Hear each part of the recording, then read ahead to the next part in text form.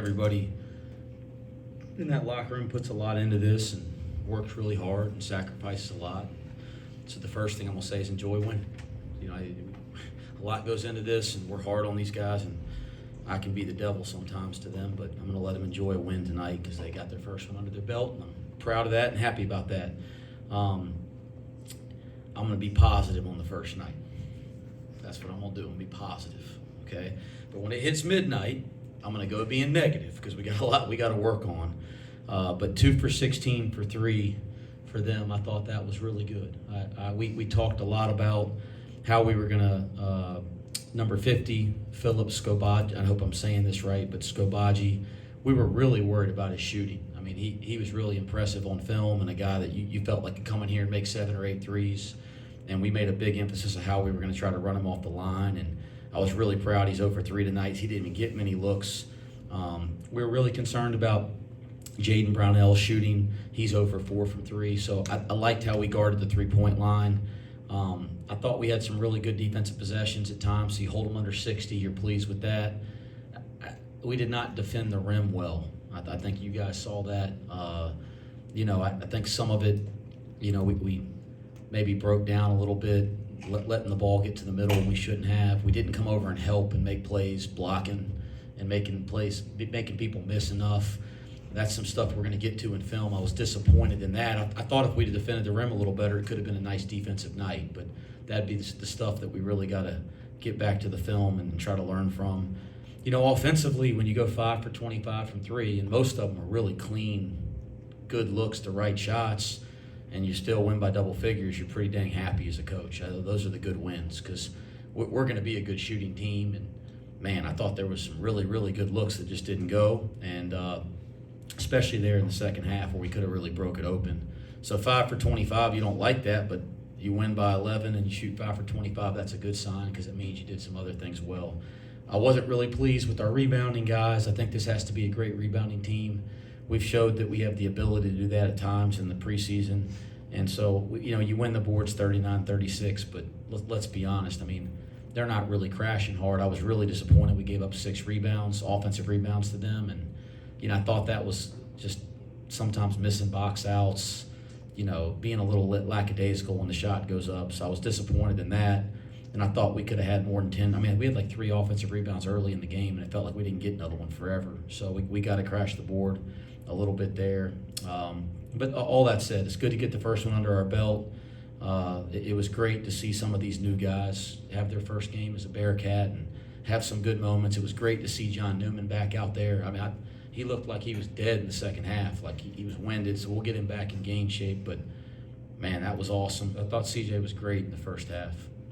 Not just making shots, making the right play with the ball. Like the end of the first half, we go 2 for 1 out of the timeout, and it was a design play to try to get him just a little flip back 3 quickly. They ran him off the line, but he gets Day a wide open one. So it's not just the shooting, it's like the playmaking as well that I think is really underrated. And I thought he was terrific at times. He scared me to death when he looked like he might have gotten hurt there in transition. So I'm glad he's fine. I think he probably told you guys the same thing, but he's going to be really important to this team. You guys can see that, I'm sure. I just like seeing those guys get their first game under their belt, and I mean, I can think, I thought Day was Day at times, right? He's going to make a lot of plays. He's good, guys. Like, I think that's pretty clear. But he's got some things he's got to learn quickly at this position. Like, this is playing point guard at this level is very difficult. He's got some things he's got to learn quickly. Jizzle looked like a freshman at times defensively, and I think he's going to be able to learn a lot from this tape because a lot of his mistakes resulted in baskets.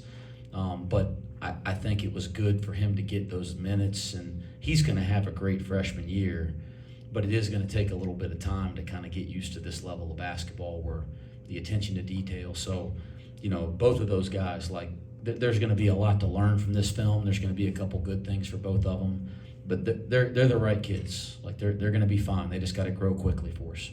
Simas, played in, the top division in Germany. He's played for national teams, Lithuania and Canada.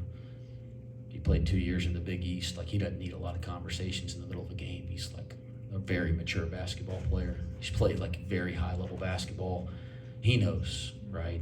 I I didn't like the leap and leaner floater he shot when he got run off the line there late in the second half, and I said something about that. But he knows he's a really good offensive player. He's going to have a really good year.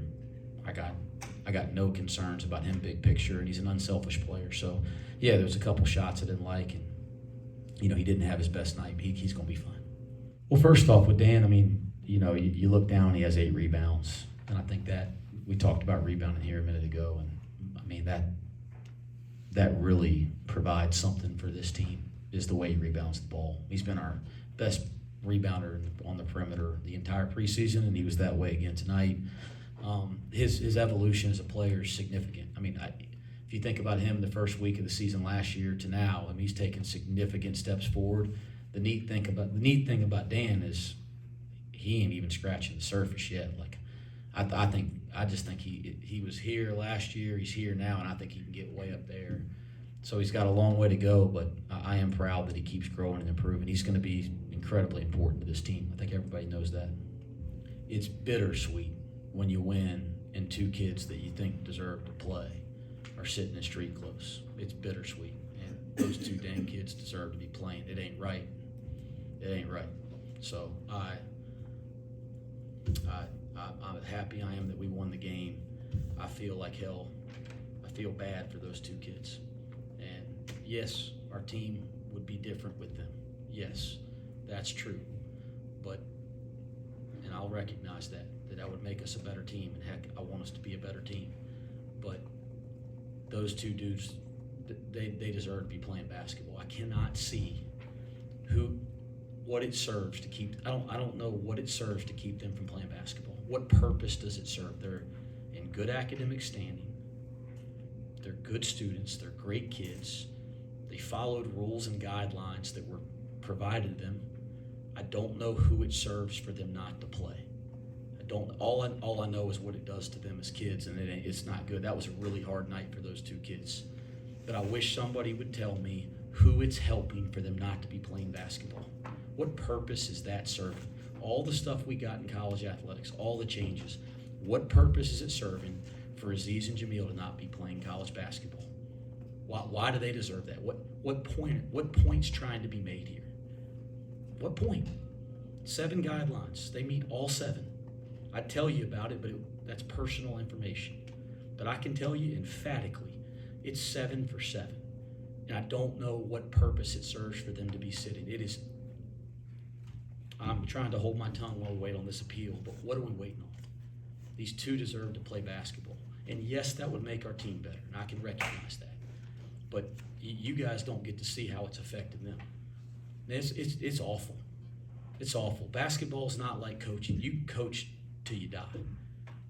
Basketball, you only get to play so many years, man. We're taking a year away from them. I don't understand. I don't know what purpose that's serving. So, yes, I'm excited about the win, but that's the bittersweet part.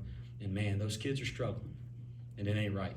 And I'm going to keep standing up for them because it is not right. And, yes, it'll make us a better team, but more important than that, it ain't right. And I don't understand the purpose here. I don't know who this serves to keep them from playing basketball. All right, thanks, guys.